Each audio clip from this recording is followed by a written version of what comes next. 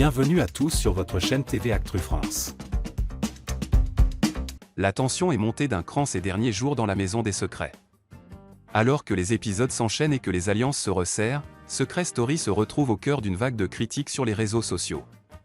Au centre des débats, des accusations de harcèlement moral et de propos jugés racistes envers certains habitants, notamment Anita et Romy. Des comportements supposés qui ont profondément choqué une partie du public, très actif sur X, ex-Twitter, et Instagram. Face à l'ampleur de la polémique, la production a été contrainte de réagir. Tous les candidats ont été convoqués individuellement au confessionnal, et Valérie Jonard, la productrice du programme, est intervenue directement dans le salon pour rappeler les règles du jeu. Elle a averti sans détour que tout nouveau débordement serait immédiatement sanctionné, y compris par une exclusion. Mais qu'en pense Sarah Aprikian, le directeur général de TF1, qui chapeaute l'ensemble des programmes de la chaîne, dont Secret Story? Dans une interview exclusive accordée aux Parisiens, le dirigeant a choisi de ne pas pointer directement la production ou les candidats, mais plutôt les téléspectateurs eux-mêmes.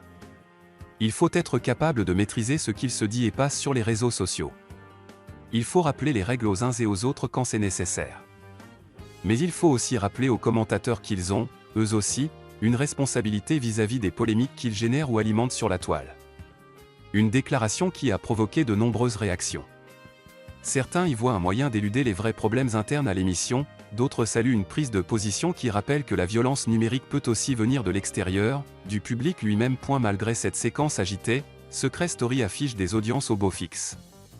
Le dernier prime a même battu un record historique sur TFX, réunissant 16% des FRDA à 50, femmes responsables des achats de moins de 50 ans, et 28% des 15 à 34 ans à J+7, des chiffres impressionnants pour la chaîne.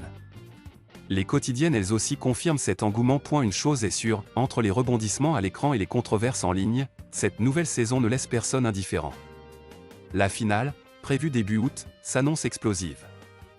Et TF1 devra bientôt trancher, une nouvelle saison verra-t-elle le jour en 2026?